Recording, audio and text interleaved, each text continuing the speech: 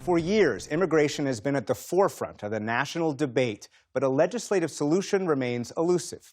Judy Woodruff recently met a group of citizens trying to push for bipartisan immigration reform, even in this polarized age. It's part of her series, America at a Crossroads. We have to stop the bleeding between them and securing the border. I believe that this country is based on immigrants, and it thrives on immigrants. On a recent Saturday morning, locals gathered at a community center in South Lebanon, Ohio, a small working-class city of about 6,000 residents northeast of Cincinnati, to discuss an issue that has divided families, communities, Congress, and the country, and left tens of millions of people in legal limbo for decades. My husband came from Mexico to the United States to build a better life and provide for his mom, dad, and sisters in Mexico in 2008. All the unknowns put a toll on our family, like not knowing if he's coming home to us each night, fearing immigration, fearing that they're going to take him from his job site. And some of these issues that have come up on immigration in particular have really hit home for me because I'm sort of that Rust Belt area where workers and people were getting addicted to drugs and committing suicide and things like that. And so I think that is tied to a larger issue of ignoring workers' welfare. The meeting was organized by Braver Angels, a bridging group that brings together regular people from across the political divide to try to turn down the temperature on partisanship and polarization. I think we all, as humans, have a lot more in common than I think our media presents. I poured out my most deeply held values around this issue, and the red-leaning guy I was with said, "There's not one thing you said that I disagree with." Yeah. This discussion took place in the same room where Braver Angels began 9 years ago, following President Trump's first election and a bitter campaign. The level of stereotyping and the saying, "I'm not going to associate with you because of how you voted," that seemed to be rising. South Lebanon resident David Lapp co-founded Braver Angels. Linda, I'm going to start with you, if that's okay. And continues to moderate sessions like these. He says growing up in an Amish community led him to think there's a better way. The Amish have a wonderful genius for trying to live at peace with one another. And so I think that there's an element of just what I grew up with. But I remember a conversation with a neighbor who voted for Trump. And he said, "I don't know if I could talk to somebody from Black Lives Matter. They just seem way too extreme." And I just remember thinking, no, actually, I think you could. A few weeks before our visit, this same group met for 5 hours and came to unanimous agreement on a list of values, concerns, and policy solutions. Things like support for a secure border, a legal pathway to residency for those with no criminal histories, and treating people humanely and with dignity. We have traffic signals for a reason. We have time zones for a reason.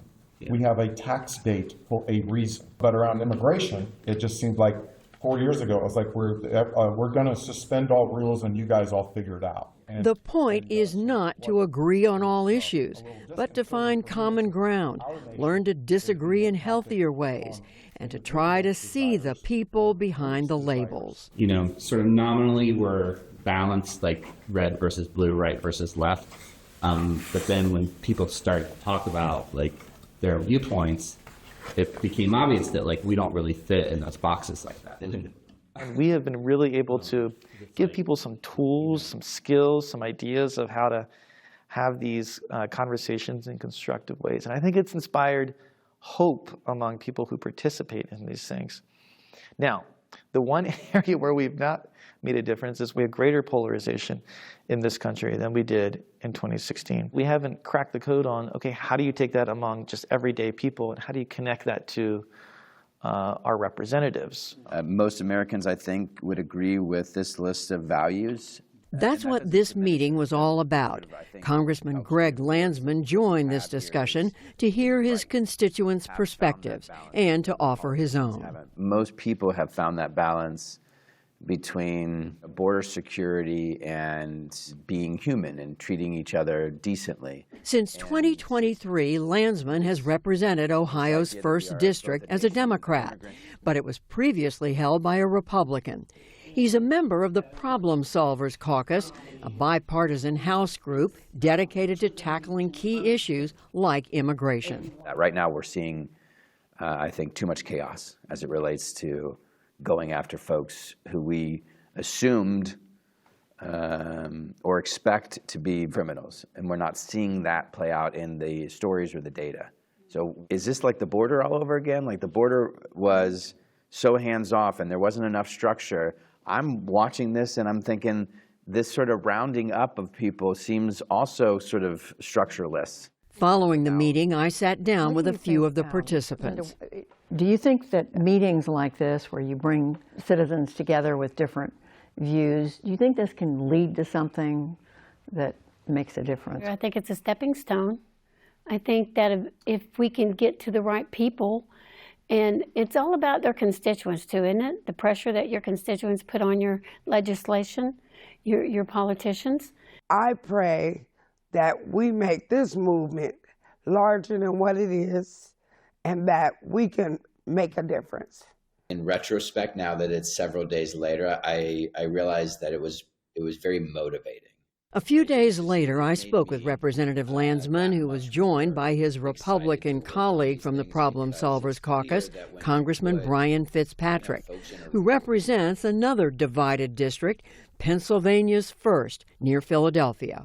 I would venture to say 80–85% of Americans can agree on what the right thing to do is when it comes to immigration and border security. The challenge is getting something that reflects the will of the people through Congress. That's been the challenge. It's been tried and failed for many, many years across multiple administrations. And where we see people get frustrated, Judy, is when there's an extreme position taken on one side or the other when it comes to this issue. That's when the public gets rightly upset. Trying to understand, Congressman Fitzpatrick, I am, why it is that some members, like the two of you and some of your colleagues, are able to see your way to some common ground on these issues, while so many of your other colleagues are not. Yeah, it's a great question. Well, the makeup of the district and the representative go hand in hand, right? I mean, we're a reflection of our electorate, and we also have to be a reflection of our electorate. Otherwise, we wouldn't get elected. So I think really it boils down to, Judy, is the districts, which is why gerrymandering is such a horrifically dangerous thing. We need more districts like Greg and mine, not less. And if that's the case, Congressman Landsman, we're seeing a lot of redistricting happening around the country. Does that mean there's going to be less common ground? Yes. I mean, it's terrible. And it's both parties. And I understand, Democrats will say, we got to fight fire with fire, and then Republicans will say, well, then they just did this, so we got to do this state, and it's just a race to the bottom, and it's terrible for our democracy. It's an affront to voters. Back in Ohio, I asked some of those voters whether they think Congress will ultimately move on the issue of immigration. My heart wants to say yes. My brain says no. Why not? Because there's 435 Congress people.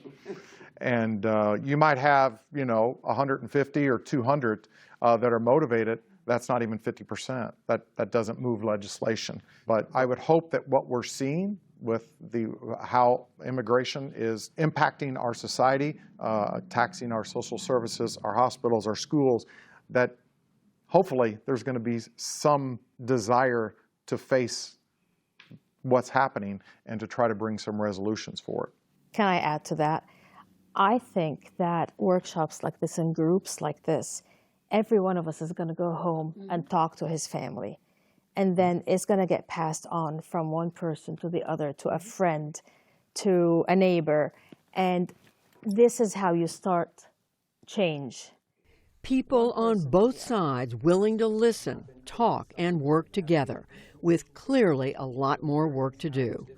For the PBS NewsHour, I'm Judy Woodruff in South Lebanon, Ohio.